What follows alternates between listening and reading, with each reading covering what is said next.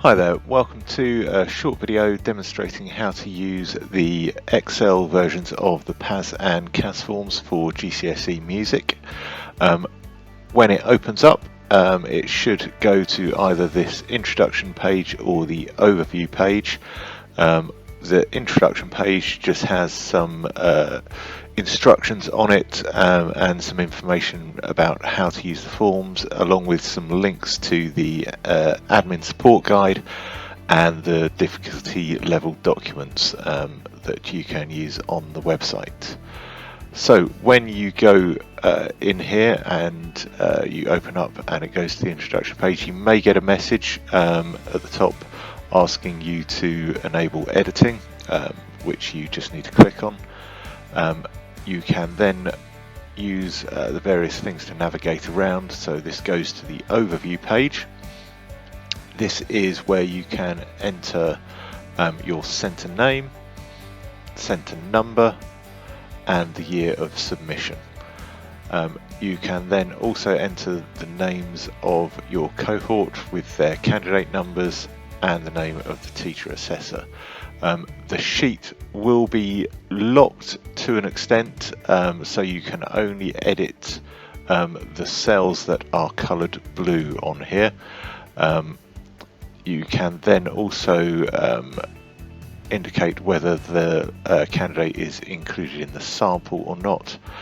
And then there is also this column here, which allows you to navigate through to completing the PAS or CAS form for that specific learner. So if you click on that,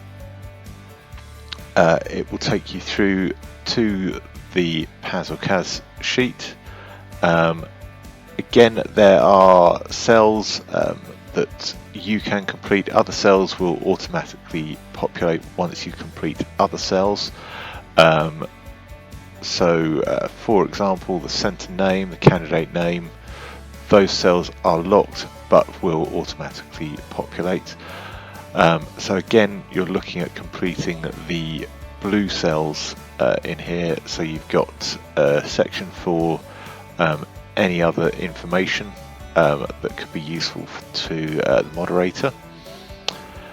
You can then navigate down the form, and you have the signature boxes there that need to be completed by yourself as the teacher and the candidate. On the PAS form, you've got sections for the solo and ensemble performance, and then on the CAS form you've got sections for the free and the brief composition. So in here you can put the title or titles of pieces, the composer details, and the instruments. You can select from a drop-down menu the performance type that are from the specification, and then the score type as well, so the type of score that the candidate has used in that performance. You can input the duration of the performance, so in minutes and seconds. The difficulty level, again from a drop-down menu. And then you can enter your comments and the marks for each grid. So as you can see, you've got grid 1, 2 and 3. This will then automatically give you the raw marks and the total marks after scaling as well, to include any difficulty level in there. And it's very similar for ensemble performance. Again, the title of the pieces, composers, instruments, any other parts. Again, the performance type and score, the duration, so the length of the performance in minutes and seconds, the difficulty level, and then your comments and your marks.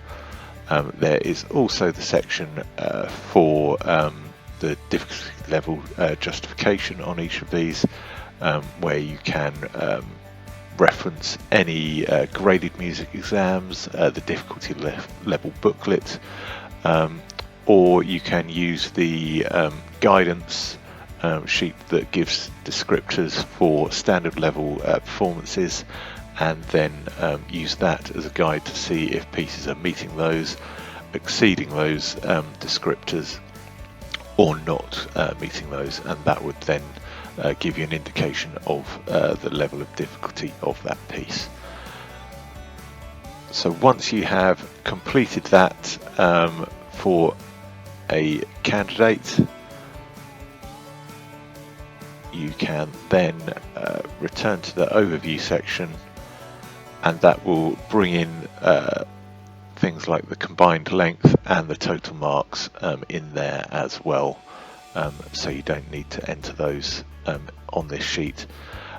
You can then save that, and that gets submitted in LWT along with your sample for moderation. I hope that's been useful, and if you have any questions, please email teachingmusic@pearson.com.